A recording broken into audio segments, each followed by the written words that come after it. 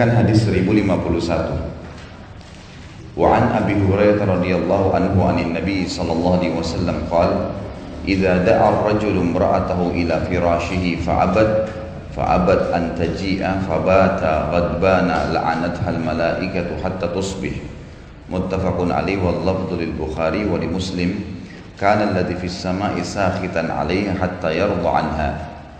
Sebelum saya baca terjemahan hadis ini menjelaskan sebenarnya tentang adab bagaimana suami istri berhubungan biologis. Dan ini termasuk berhubungan dengan hadis 1050 yang lalu. Kalau 1050 yang lalu dianjurkan agar membaca doa sebelum berhubungan biologis, dan yang ditekankan, diwajibkan adalah laki-laki, sementara perempuan itu hukumnya sunnah. Jadi memang laki-laki harus memperhatikan agar jangan sampai dia tidak membaca doa. Boleh jauh sebelum berhubungan biologis ataupun pada saat akan berhubungan biologis, dan itu manfaatnya besar karena kalau dia membacanya tidak ada syaitan yang partisipasi dalam biologis tersebut. Dan yang kedua, kalaupun lahir hamil istrinya nanti, anaknya tidak akan diganggu oleh syaitan. Kata para ulama hadis, tidak akan nakal dan mudah untuk menerima nasihat-nasihat agama. Termasuk juga adab sebelumnya ada 1049 tentang tidak boleh menggauli wanita di dubur, dan sudah juga saya jelaskan masalah ini, serta bolehnya melakukan hubungan dengan cara apapun selama bukan yang diharamkan. Yang diharamkan hanya meletakkan kemaluan di dubur dari laki-laki ke dubur perempuan, itu saja yang diharamkan. Selain daripada itu maka dibolehkan. Dan bab istimta ini, bab saling menikmatin suami istri, itu sangat terbuka lebar. Jadi tidak ada larangan kecuali hanya dubur saja.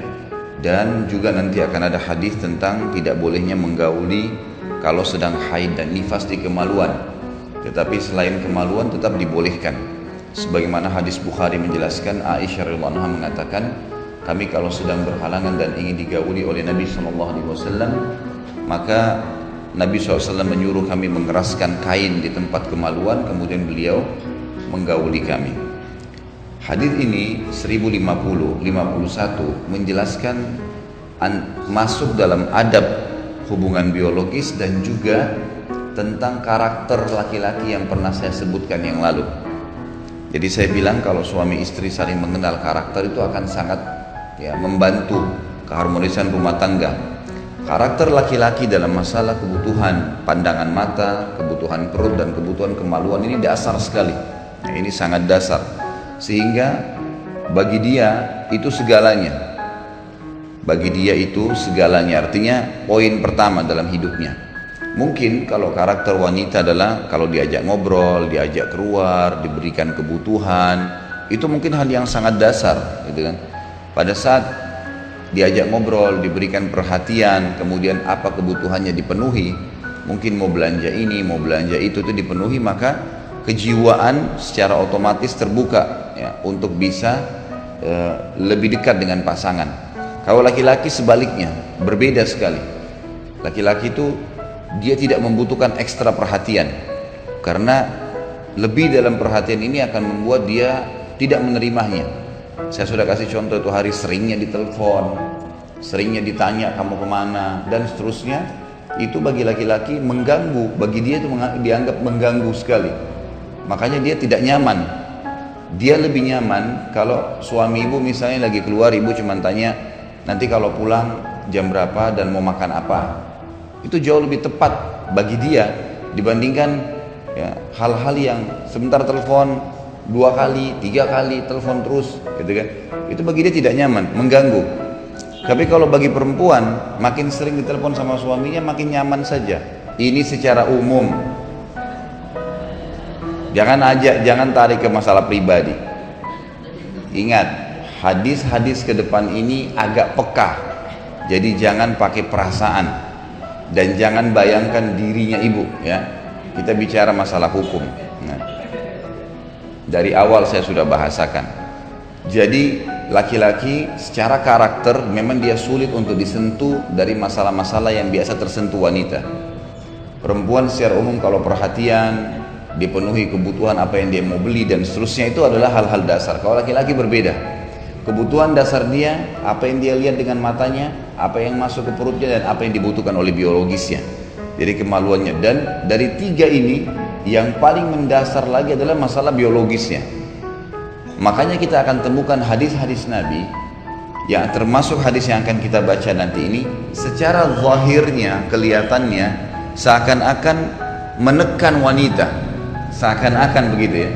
Padahal sebenarnya bukan itu maksudnya. Kata ulama hadis, justru ini bentuk kasih sayang Allah kepada wanita agar dia bisa mendapatkan ya suaminya apa yang selama ini dia inginkan. Maksudnya dari suami ini kedekatan, cintanya, perhatiannya itu akan datang justru karena biologisnya terpenuhi. Ini poin dasar yang disebutkan atau yang diambil nanti dari hadis 1051. Saya bacakan terjemahannya, dan ini ilmu, jangan dibawa ke perasaan, dan dengarkan nanti apa penjelasan hadisnya gitu, yang supaya jelas. Dari Abu Hurairah anhu bahwa Nabi SAW bersabda, apabila seorang suami mengajak istrinya ke tempat tidur, ini bahasa kiasannya, artinya berhubungan biologis, baik itu di tempat tidur atau di tempat lain, selama itu bukan tempat yang diharamkan, gitu kan? Tentu ada tempat yang tidak boleh ya, seperti WC misalnya, gitu kan? Itu tidak dibolehkan berhubungan biologis karena tidak bisa berzikir kepada Allah. Sementara sebelum biologis dianjurkan untuk ya, untuk membaca doa. Dan WC yang tidak boleh, tetapi kamar mandi dibolehkan. Kamar mandi secara umum dibolehkan. Karena Aisyah radhiyallahu anha pernah berkata dalam hadis Bukhari, kalau beliau pernah ya di dalam satu bak mandi bersama Nabi SAW, tidak ada penghalang selembar kain pun kecuali air-air yang ada. Jadi kalau di bak mandi itu tidak ada masalah. Tapi kalau berhubungan biologis di klosetnya itu yang tidak boleh. Karena di kloset secara mutlak tidak boleh zikrullah. Sementara sebelum berhubungan biologis itu memang harus baca doa. Ya sudah bagaimana kita jelaskan di hadis 1050. Kalau seandainya seorang suami mengajak istrinya ke tempat tidur, bahasa kiasan yang artinya ke hubungan biologis, tapi ia menolak untuk datang,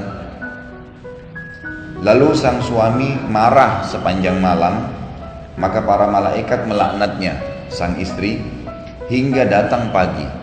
Hadis muttafaqun alaih dan lafadznya menurut Bukhari, menurut riwayat Imam Muslim, yang ada di langit, maksudnya Allah murka padanya hingga suaminya memaafkannya. Hadis ini memiliki banyak sekali hukum syar'i. Yang pertama adalah suami istri, terutama dalam masalah istri di sini khususnya, harus selalu mendahulukan kebutuhan biologis suaminya. Hal mendasar, sebagaimana ada hal mendasar yang dibutuhkan oleh wanita. Hal yang mendasar tadi sudah saya sebutkan, perhatian, kebutuhan pokok yang dibutuhkan, apa yang dia butuh untuk dibelanja, baik makanan, baik pakaian, apalah perabot rumah, itu semua hal-hal yang mendasar. Sementara laki-laki hal yang mendasar itu adalah biologis, memang begitu. Maka di sini seorang istri harus peka menangkap masalah tersebut. Jadi jangan heran kalau misalnya ibu melayani dengan bagus, sampai pernah ada yang WhatsApp ke saya mengatakan, Ustaz, bagaimana saya harus membahasakan ke suami saya kalau dia minta terus berhubungan biologis, gitu kan? Jadi saya sudah berapa kali melayani tetap saja dia minta. Saya membahasakan, mestinya ibu mengatakan alhamdulillah karena suaminya melampiaskan ke ibu, gitu kan? Ini bahasanya, ya. Sebentar, jangan bawa perasaan. Hah? Ya, ibu bayangin 10-20 kali wajar lah. Kalau orang 2-3 kali nggak, itu kan wajar. Kalau ibu bayangkan ini sekian puluh kali, wajar ibu mengatakan itu tidak normal. Tapi kalau suaminya masih mau melakukan hubungan biologis dan sama dia membahasakan ke dia pun masih punya kemampuan, bukan orang sakit, masih normal. Permasalahannya apa? Gitu kan? Karena syaitan ini masuk ke dalam jiwa manusia, ke semua pintu, apa saja. Misal, kita punya pintu berbuat dosa, syaitan masuk di situ. Kalau tidak bisa, kita suka ibadah, maka di ibadah itu kalau bisa ditinggalkan.